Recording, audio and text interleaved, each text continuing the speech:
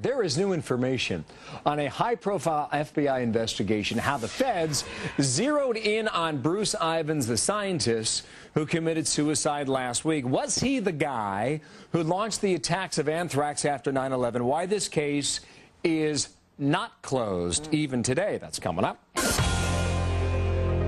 An amazing piece of detective work for you now. The government says DNA from post-9/11 anthrax victims helped investigators narrow their search to just one suspect. That suspect was scientist Bruce Ivins, who worked at an Army biological weapons lab at Fort Detrick, Maryland. This is him. Ivins committed suicide last week before he could be indicted on murder charges. We are told he was informed he was about to be indicted. But does this mean the case is closed? Joining us now is Danny Coulson, former FBI Deputy Assistant Director. He is also the Chief Government Relations Officer for Nixle.com. And Danny, you worked indirectly on this anthrax investigation, correct?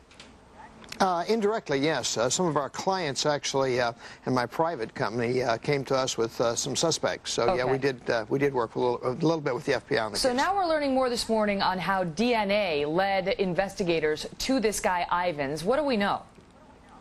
Well, what we know is that this looks like more of a scientific breakthrough than an investigative breakthrough. They've obviously made some new developments that have allowed them to trace the anthrax that came directly from the victims right back to the scientist, and they know that he was the only scientist that had access to this material.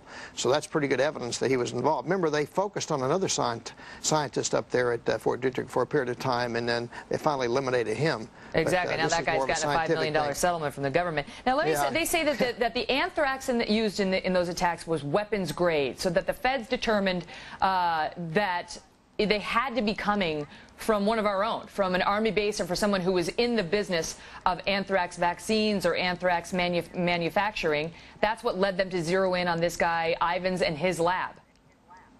Well, actually, they zeroed on the lab first. Remember, anthrax exists in nature. It's in the soil. So the stuff that they found in the victims was obviously weapons grade, and they went right back to Fort Detrick where all the research is being conducted, and they got that far.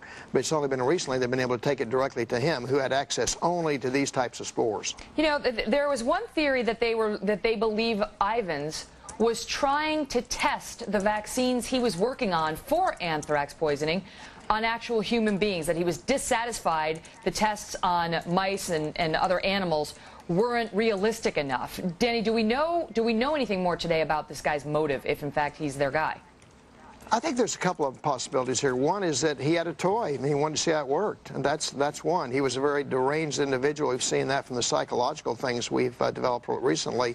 But I think that's a possibility. It may have been that he wanted to infect some people and see if the vaccine would work. That's a very deranged way of looking at the world, but I think that's a distinct possibility, and certainly one that the prosecutors would have used as a motive, because they have to prove motive in order to prove murder. Well, and you know, you raise a good point, because now they're saying that this guy's therapist, when she got a restraining order against him right before he killed himself, and she said that he has been diagnosed as, and I quote, a sociopathic homicidal killer by several top psychiatrists, which raises the question, how do we have a guy like that working in one of our bioweapons defense labs?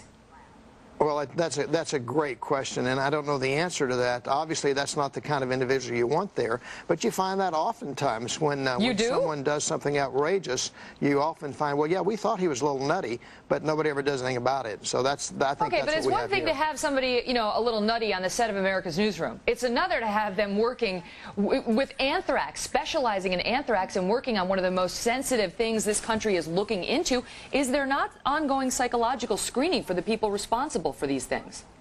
Well, there certainly wasn't prior to this. I think there is now. There certainly should be. Psychological profiles, psychological examinations. There's a lot of batteries of tests that are given to FBI agents, certainly, when we go into the Bureau. And certainly anyone working in a weapons lab like this should undergo the same type of examinations and should be scrutinized a little more closely. Yeah. Well, in the end, his psychiatrist had a lot to say about him, which may have significantly helped this investigation and certainly may have led to his attempt I think so. at successful suicide. Danny Coulson, thanks so much for your insights. Thank you. All right, in a moment here, it is a phone call parents do not want to get from school. Your kid's been expelled for making threats, but what if your child is only 4 years old?